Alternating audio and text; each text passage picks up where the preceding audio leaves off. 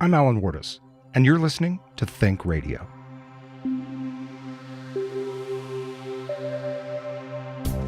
I always want to know, what are people connecting with? What are people not liking? There are audience members.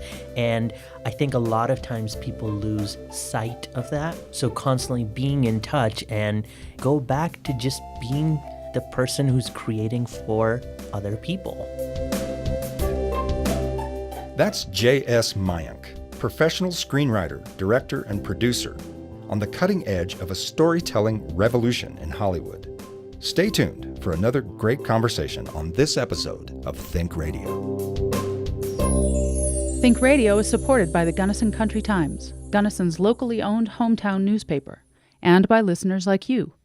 To find out how you can become a Think Radio supporter, visit kbut.org. JS, thanks for dropping by. I'm so excited to be here. Well, I've been excited about this conversation ever since we scheduled it because, frankly, I consider you to be a rare species of human. Really?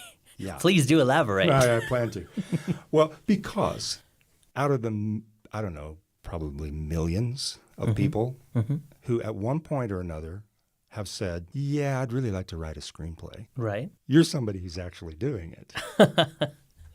I'm one of the lucky, fortunate ones. I mean, you live in L.A. I do. You have an agent. Many. Okay, so that's what I'm talking about. You take meetings at places like HBO. Yes. And Netflix. Right. Which, by the way, it never gets any less cool. No matter how many times you go, the enthusiasm is just as much like, I can't believe I'm at HBO. I'm sure for like a writer, I'm not having to speculate. For a writer, that is... It's the Mecca. Yeah. And so here you are doing what you love to do at the place where it's done. Yes. I'd love to know how you got there.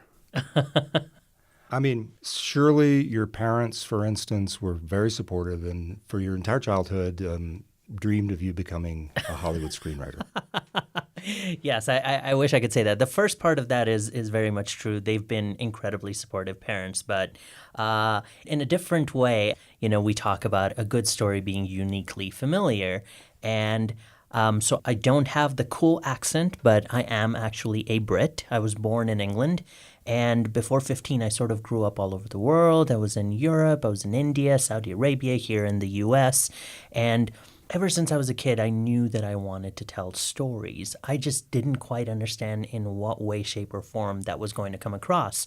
And my parents always thought, okay, well, he has a very cool hobby. What they didn't realize that an inordinate amount of time was spent on this hobby. Right. And that's something that a lot of parents say to a lot of budding artists. Of course. Right? Oh, that's so cute. You know, they liked that. I wasn't getting into trouble and I was getting good grades. So what did they care? I also come from a family of doctors. So there was an expectation. They never said it quite outright, but it was the family business. My mom had her own practice. My dad had his practice. He worked at a hospital. My uncles, aunts, everybody was, you know, they were all medical professionals. And I realized at a certain point that that was not my calling. You wanted to write a hospital-based TV show. I often joke now that that would be the holy grail that I could say to my parents, I'm not a doctor, but I write one for TV. And, well, it could happen. You know, when I told them that I don't think this is what I want to do, to their credit, they just immediately said to me, all right. Well, medicine is one profession where if that isn't your first priority for the rest of your life, you probably shouldn't become a doctor. So I immediately told them it's probably not even going to be my 10th priority. My head is always in the clouds. I'm constantly coming up with stories. And they knew that I was pretty determined and hardworking. But when I told them, I think I'm going to be a writer, they said, okay, so you want to be a journalist. Yeah. Because that's a profession, writer. What is that profession? They just couldn't quite compute. So I distinctly remember one of my mom's patients, he was a journalist, you know, sat down with me as you do with teenagers, trying to explain the whole process. And I'm explaining to him, no, I want to creatively, like, make things up. And he just, at a certain point, got so frustrated. He's like, well, who do you think you are? You're going to be the next John Grisham? And I said, no, I'll be the guy who adapts his books into movies. You already knew that much. I already knew that much. And he just sort of gave me this look like, okay, good luck, kid. And also, I wasn't really ever interested in Bollywood. So for my parents, that really just kind of felt like he's delusional at a certain point. Like, Yeah. what are you going to do? And I Sure. said, no, I'm going to go make movies in Hollywood. And my family said, look, we're going to be incredibly supportive of whatever you want to do, but as doctors, you can have my practice, your father's practice, your uncle's practice. If you want to do this thing, you need to figure this out. And after that, I sort of single-mindedly worked every day. I didn't know how I was going to get to LA, but there was never a doubt in my mind that I was going to be in LA at some point, whether it took me 10 years, 20 years, 40 years, but I knew that I was going to get there. You're like the kid who packs up his guitar and heads for Nashville. 100%. Well, I find it interesting that your parents told you medicine is not a profession that you should pursue if you're not 100% committed to it. Right. Because that advice is also given to writers Absolutely. for kind of a different reason. Yeah. What have you discovered about that reason? Well, I mean, I talk a lot with young people in colleges and schools, and the question I always ask to them is, how badly do you want this? And obviously every young person's answer is, well, I want it more than anything. And I say, okay, let's backtrack. Is there anything else you can imagine yourself doing and being happy? And I ask them to raise their hands. And anybody who raises their hand, I say, please go do that instead. Because there are better ways to be happy, to make a living, to have a career. And if you're doing this to make money, to get famous, for any of the other reasons, there are way better ways to do that. I tell writers, directors, actors, creatives that to me it's a compulsion, not a choice. I would be doing this. I would wake up every morning and I would write whether somebody paid me or not. Yeah. If I had a crummy day job, I would do that. And then at night, I would come and I would count down minutes until I could rush to my laptop. Well, I recently had Dr. Paul Edwards on the show, who has been a theater director and playwright his whole life. And he said the same thing. I asked him why. And he said, because I couldn't imagine not. Yeah, there's just no other choice. And every creative person, people I've looked up to. I mean, recently I was in India when I was still a teenager, and I would watch the Oscars or the Emmys, which would be on a Sunday evening here, but in India it would be a Monday morning. So I would conveniently get sick and stay home. And, it took like 4 or 5 years for my parents to catch on. But I remember watching somebody win the Emmy. And, about a few months ago, I was in a room with the same producer whom I had seen win the Emmy. Mm-hmm. We're pitching a TV show, and he looks at the head of the network and says, JS is my favorite writer working in Hollywood. And there was no other qualifiers, not in the genre, not for the moment. It was just that. And I almost had to pinch myself going, Yeah. What world am I living in that this person that I've looked up to, that inspired me when I was a teenager looking up, one day I will get here, and then them saying something so complimentary about my work. It was Well, that's one of the things that bewildering. young writers don't quite understand, though, is because some of them might hear that story and think of it as sort of instantaneous success. But this is the long game. I mean, that's many years Yes. between many years of intense labor, Yeah. long hours, dozens and dozens of disappointments. Yes, it's so much work and so much patience and just never taking no for an answer. To me, every no to me is just, okay, I turned that stone and that's not, the thing that opens the door. All right, I'm going to go on to the next one. And I just keep going until I will finally get to the point where I get to do this professionally. And honestly, it's been the most amazing experience just looking back at that journey and having some of those touchstone moments. I've heard it said that anything that looks like overnight success, if you dig a little deeper, you will find that that person has had to invest a minimum of 10,000 hours. 100%. And they use Bill Gates as an example. The Beatles, they spent years working nightclubs in Hamburg, playing 8-hour sets, all original music. So this is the lesson that I think is really interesting for creatives, is that it's not a lightning strike. No, it's not. You know, the pressure builds and the storm is approaching, and then nothing happens. But you're getting really prepared, and every time you grab your gear and you say, okay, we got to batten down the hatches. So it's over and over and over, and you get quicker at spotting the lightning, and you're chasing it, and you're getting closer and closer. And sometimes you'll be out in the open field, and the lightning will strike, and it's 2 centimeters to your left, and you go, I was this close. Yeah. But you can either pack up and leave then, Yeah. or you say, all right, I was just 2 centimeters away. And I happen to be one of those eternal optimists who always looks at the glass half full, even though sometimes there are frustrations, there are letdowns, but I try not to make any decisions in the moment, in the heat of it. And you know, my mom has a saying, and, you know, as teenagers and growing up, I never really thought much of it. I thought it was just another platitude. And now finally it has kicked in for me and I've understood. So she would say, if it happens the way you want, it's good. If it doesn't happen the way you want, it's even better. And if I want something, if I'm working towards an outcome, if it happens, that's great. But if I don't get the desired result, a lot of times we have a tendency to go, well, that was a lot of wasted time and effort. What I don't realize it saved me from all those other things that it could have taken me a wrong path. True. And the best opportunity in my life could be right around the corner. And now you have the tools to And make now the I have most the of it. tools. And over the last couple of years, every single bit of success that has come my way, I can link back directly to a moment where I thought, this is the worst thing that has ever happened to me. And I just go, oh my God, it's a straight line. Yeah. And you give it enough time and perspective and you start to see that I just control my actions, and that's about it. So I'm constantly working on how can I be a better writer, how can I be a better filmmaker, collaborator, human being, all of those things, and sort of surrendering that specific outcome that you're thinking of. Well, there you have it. The path to success. It's not what most people think.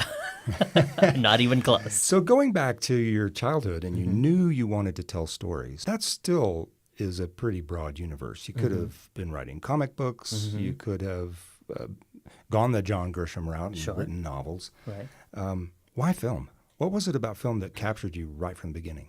Well, so I'm actually one of those cases where it wasn't film from the beginning. When I was 2.5 years old, I would draw these little sketches, and I would grab my mom, my dad, my uncles, aunts, grandparents, anybody I could, and I would say, write down this story. And I would dictate it to them, and I was that obnoxious kid who would say, no, you changed a word. And they said, oh, I thought you meant to say it. And I would say, if I meant to say it, I would have said it that way. Oh, you were a born director. Yes, absolutely. And so I did write a lot of short stories, and I wrote the terrible novel that every wannabe writer, especially in your teen years, does. Sure. And it just sparked an interest in me. And then I read the screenplay for The Sixth Sense. And that changed my life because I read it before I saw the movie. It was written and directed by an Indian person. So I thought, but this is a Hollywood movie. This can be done. They allow us to do that? That's something that can be done. And then when I saw the film, the movie I had seen in my head reading the pages was exactly the same movie, which to me was an aha moment. And I said, oh, that's how you do it. So I became obsessed with it. And I got a master's degree at Wake Forest in communication and film, and it was a 2-year program. So I went, and in 1 year, I took all the courses. And the second year, I just stayed there and watched 1,500 films in 1 year. Is that even possible? It is absolutely possible. That's 5 films a day. Yes. I was one of the first people to get Netflix when it was still just the DVD. Yeah. I would get 5 at a time. I would go see every movie that came out in the movie theater, and I made best friends with the librarian. And I would go in, and after a certain point of her saying, all right, I have to go dig through this, after about a month, she just said, just go back. Gave you the keys? Gave me the keys. I would come out with 20 movies, and it would be, movies from the 30s, 40s, Italian cinema, Polish cinema. I would watch Asian movies. I would watch everything that I could. And that was sort of my education, because growing up, I always liked movies, but I didn't have access growing up in all these places. I was more of a reader. And so I just became a sponge. And in doing that, I knew, well, this is what I've got to do for the rest of my life.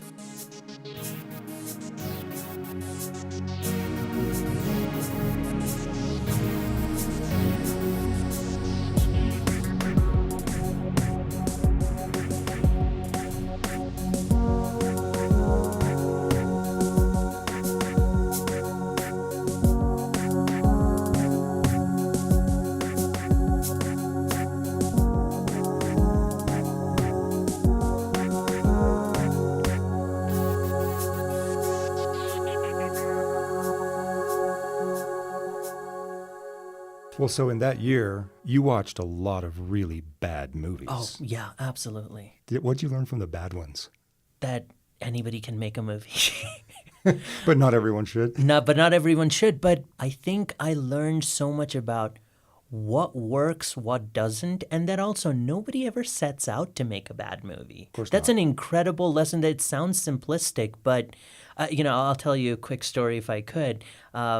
This was about 7 or 8 years ago. I was in Los Angeles, and I was having a pretty crummy day where nothing was going my way. All the meetings were terrible, and people were passing on my scripts. And I'm at the ArcLight Theater, which is sort of a flagship place in Los Angeles. I'm going up the escalator, and there's a woman in her, I want to say late 60s. She goes up and, disappears because I'm still at the bottom of the escalator. And I hear a blood-curdling scream. So I obviously rush up, like, what's happening? And a bunch of us, we descend upon this woman. We're like, ma'am, are you okay? And she's in tears, hysterics. And she's staring at a movie poster. And she says, I can't believe they're remaking Conan the Barbarian, the best movie ever made. And we're all befuddled. But I just left that moment going, oh my God, Conan the Barbarian, with Arnold Schwarzenegger. Okay, fun B movie. But it affected someone so much that this broke their heart. And I'm like, I think I can make a movie better than that. Yeah. So, but there's an audience for it. Right, clearly. but there's an audience for it. And that no matter what you do, I think somebody might care that deeply. And if you don't have that chance yet, work on your craft, keep putting in the hours, and you can get there. And it was just such a terrific, learning experience for me. You just described the Yes. holy grail for a writer. Yes. And that is to connect with that audience. You can't lose sight of that. And that's the thing why I tell people, no matter what you do, go watch movies in the movie theater. Surround yourself with people who are just going to the movies because they want to watch the film. Talk to people who are watching TV shows who are not TV critics, who are not in the business, who are like, hey, it's a Friday evening and I'm tired and I've had a really long week. Let's check what's on Netflix. What's the new show on Hulu or Amazon or, on NBC? They're showing these promos. I always want to know, what are people connecting with? What are people not liking? Listen to what they say. About Yes, absolutely. There are audience members. And I think a lot of times people lose sight of that. So constantly being in touch and, go back to just being the person who's creating for other people. Yeah, be that kid who's drawing sketches and Absolutely. dictating to your parents. So you also teach. I do, yes. So I'm the Screenwriting Concentration Director in the MFA Creative Writing Program at Western State. And it is just a fantastic program. It's a low residency program. So, as you mentioned, I live in Los Angeles. I am able to teach on a weekly basis while still being in LA. And I think it's such an incredible experience and a blessing because from my point of view, I love teaching because it helps me solidify why something works or why something doesn't. When I get a student script and I'm looking at it and sort of tearing it apart, I can't say, hey, this scene or this character doesn't work just because. I have to then analyze it, give them a couple of fixes, say, you might want to look at this thing, that thing. And invariably when I'm doing that, it'll give me a clue into something I myself have been wrestling with or have overlooked. I've taught in the program this is my 8th year now, and I feel I'm much better of a writer just for having read these countless scripts, for working with different styles of writers and understanding how each person's process is different. And, the low residency of it has been a fantastic aspect to that because I can continue doing what I do at the highest level. I mean, I could have a meeting at Warner Brothers, Sony, HBO, and Amazon all in the same week. And then at the weekend, I'm talking to my students and explaining to them, okay, this is how you pitch a show. Don't make the mistakes that I just made. And I can give them that firsthand experience. Yeah, I was going to say they probably want to know more about that. What was it like sitting down at HBO than some of the other nuts and bolts? But it's been said that writing is not the sort of thing you can teach. I'm not advocating that point of view. I'm just bringing it up to hear your perspective. Yes. Because there is an X factor. There is something that sets apart a mediocre writer from somebody who just shines. 100%. In 8 years, what would you say that thing is? So when we admit students, we have multiple criteria. So the things that I can teach format. That's the simplest one. I can teach you structure. I can teach you how to make a character better, fuller, richer. I can even teach you how to make your dialogue better. The one thing I can't teach you is voice. What I mean by that is, what if I gave a 2-line idea to you, Alan, and Betty Smith, and Joe somebody, and I'll say you have 4 pages to write something, and I give you everything, so you're pretty much doing the same thing. All 3 of these scripts are going to be completely different because you're different people with your experiences, with your outlooks in life, what you're thinking. And that's something that I cannot teach. So that X factor that you're talking about is voice. So if you take an analogy of somebody who gets into sports or somebody who wants to be a singer, you can either sing or you can't. We can help you, train you. There's so much you can do to make somebody's performance better. But if you can't hit the ball, you can't make somebody hit the ball. No, so that's right. it's the voice, it's the unique expression. And at the end of the day, any writer, Aaron Sorkin, Quentin Tarantino, Diablo Cody, these people that you think of as incredible writers, they're that because of their voice. And is that something that you would give advice on how to cultivate? Absolutely. That's what writing is for. That's what writing is for. And that's why I tell people, I encourage them to look at their samples that they submitted to me. And even at the end of the first year, say, is this the same writer? And most of the times they're like, I don't even know what I was doing when I submitted that sample. It feels so different. And I'm like, everything else has been you. It is your personal growth that is happening. So that's exciting. Yeah.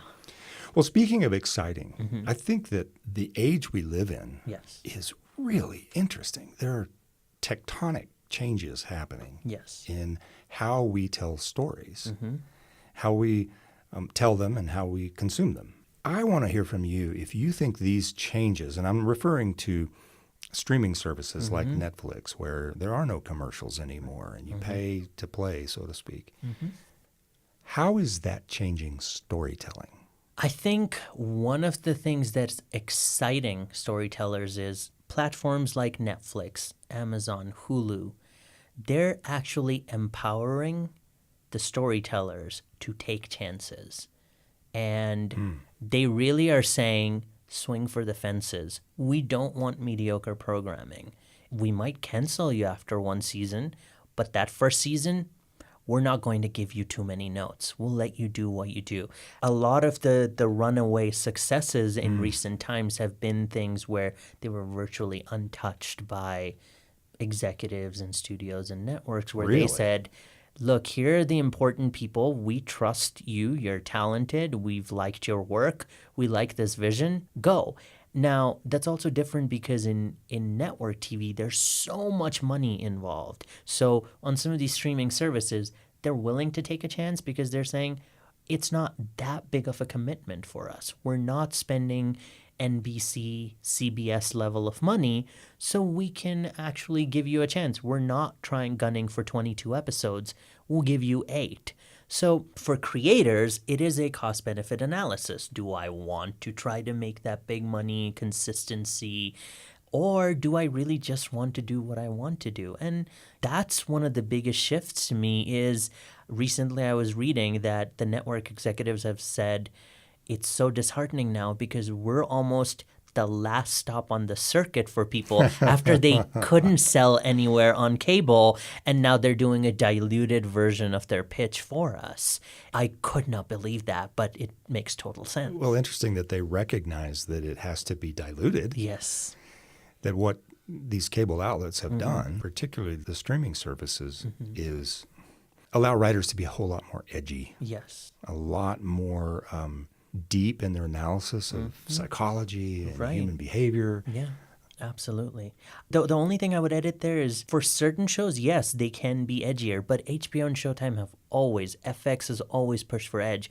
To me, I think they're trusting their writers to tell their story. So whether it's a Marvelous Mrs. Maisel, where it's not about edge, it's about being true to the story. It's and about innovation. This is the writer who did Gilmore Girls, so and there's nothing in Mrs. Maisel that couldn't have been on a network. But it's just that, do I want to fight for every little thing that I want to do? And it becomes not really. So I think I'm going to go to Amazon instead. And that's where they're empowering. And I think it's something the networks will have to learn and grow. And, we'll see where this goes. But what does all that mean to the consumer of stories? Well, I think, from just purely the audience point of view, I think they have a little bit of problem of too many options and too many choices. Oh, I have that problem.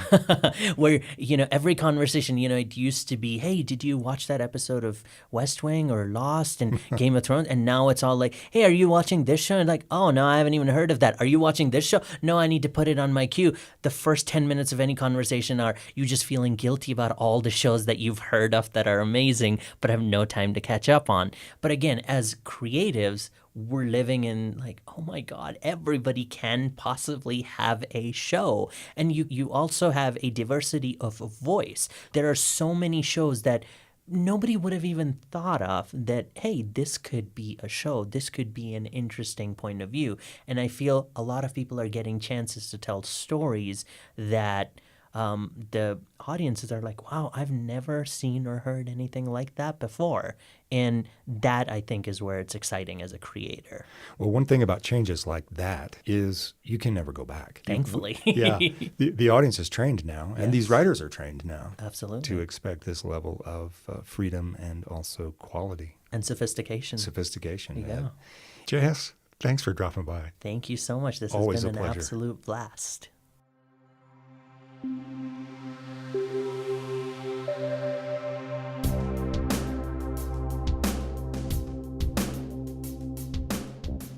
ThinkRadio is a production of Alan Wardis Media. To contact Alan, visit alanwardismedia.com. The show's producer is Issa Forrest. Original music by Issa Forrest.